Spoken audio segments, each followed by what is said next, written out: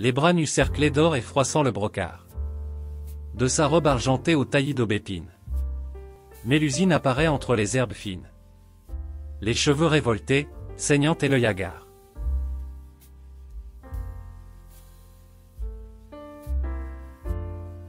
Les yeux des hommes écoutent, il y en a même qui parlent, tous surtout sollicitent, tous guettent et épient, mais aucun ne regarde. L'homme moderne ne croit plus, et voilà pourquoi il n'a plus de regard. VVV.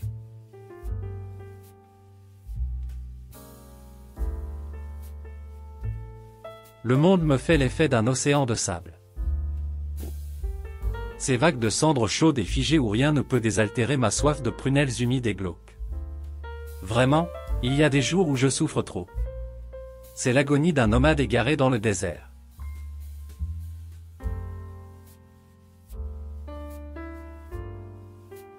Elle était si délicatement blanche, d'un blanc de glaïeul blanc, avec ses bras fuselés, son presque pas de hanche, son ventre plat et ses petits seins toujours émus.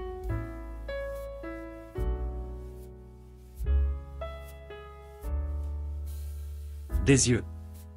Il en existe de si beaux, il y en a de bleus comme des lacs, de verts comme les vagues, de laiteux comme l'absinthe, de gris comme l'agate et de clair comme de l'eau.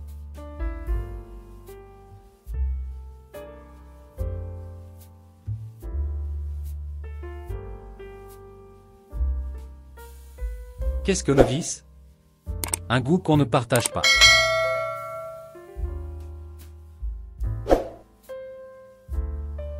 Madame Adèle était une brune quadragénaire à l'arrière-train énorme, une engorgée et massive commère dont les yeux capotent et le profil absent nageait dans la graisse.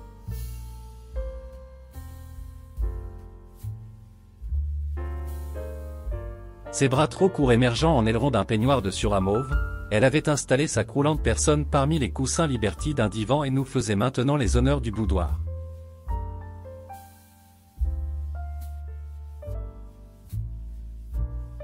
Est-ce pour m'être trop complu dans l'eau froide des joyaux que mes prunelles ont pris cette clairvoyance atroce? La vérité est que je souffre et meurs de ce que ne voient pas les autres et de ce que, moi, je vois.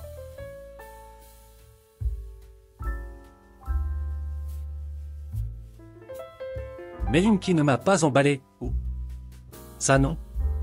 C'est leur grande vedette, et ils en font pourtant un foin pour elle. Vous connaissez, vous, Mademoiselle Hills? Mais, c'est pas une femme, c'est une canne à pêche, ça n'a ni téton, ni fesses. En voilà une qui ne ferait pas un sou chez nous, et ça couche dans le lit des princes.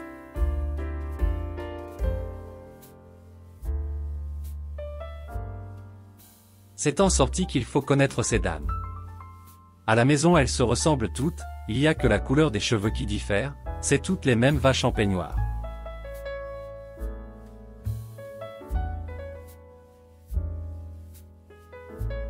Mais, une fois dehors, ça fringue et ça se requinque, ça ne vit vraiment que les jours de balade.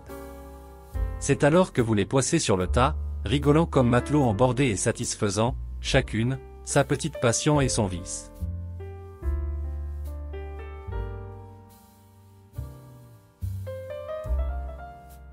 Et avec ça, la clientèle qui chipote, grognasse et se fait de plus en plus regardante, les fournitures qui deviennent de jour en jour inférieures, et la concurrence, et la plus déloyale, tolérée dans la rue.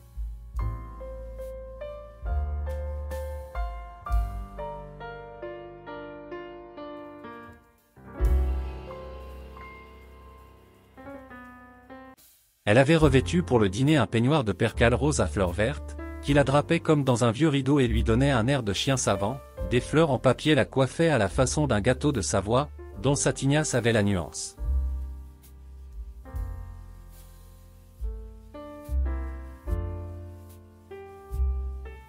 Ils ne savent que faire le long des jours de leurs 10 doigts. Allez.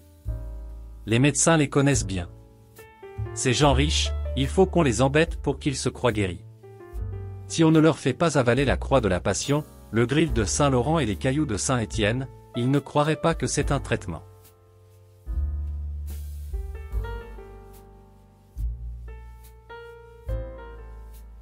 La vie est ici, ce qu'elle devrait être, un étourdissement énivré.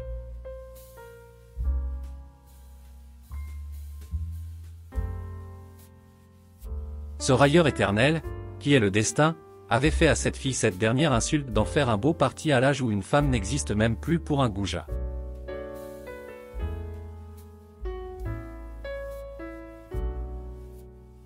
Centre du groupe laborieux, Madame Philibert avait l'air d'une tante de province au milieu de ses nièces, et les propos échangés par les écosseuses de poids n'eussent point déparé les lèvres d'une Clara Délébeuse, ni d'aucune héroïne de Monsieur Francis Jam, amateur de jeunes filles démodées et de vieux parcs.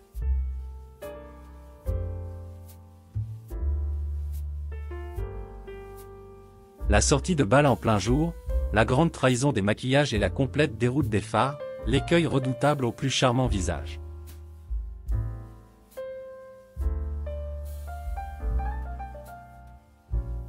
Être toujours désiré, c'est ne jamais vieillir.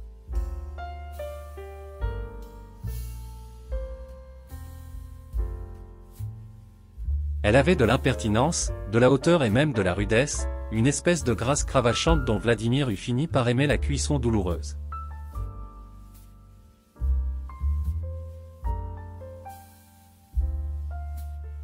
Et cette foule, cette gaieté presque de mascarade, tu sais si nous avons vu déjà de belles choses, ensemble, eh bien rien ne vaut Venise, c'est une émotion complexe et forte de nature et d'art, l'imagination est pleinement satisfaite, les sens sont caressés. C'est d'une grandeur enivrante.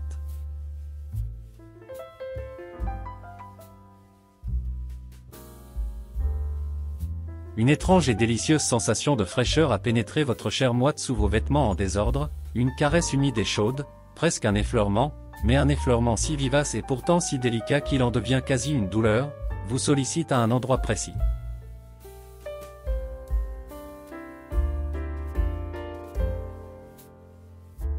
C'est inquiétant et c'est exquis, c'est comme l'enveloppement d'un calice de chair, mais d'une chair pulpeuse et juteuse de fruits, fleur de damnable volupté nocturne, refermée sur votre chair à vous et où tout votre être se fondrait, délicieusement englouti.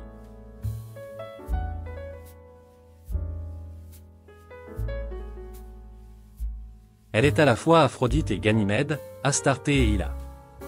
Astarté. Et les yeux, comment sont les yeux? Les yeux très beaux, des yeux qui ont longtemps regardé la mer.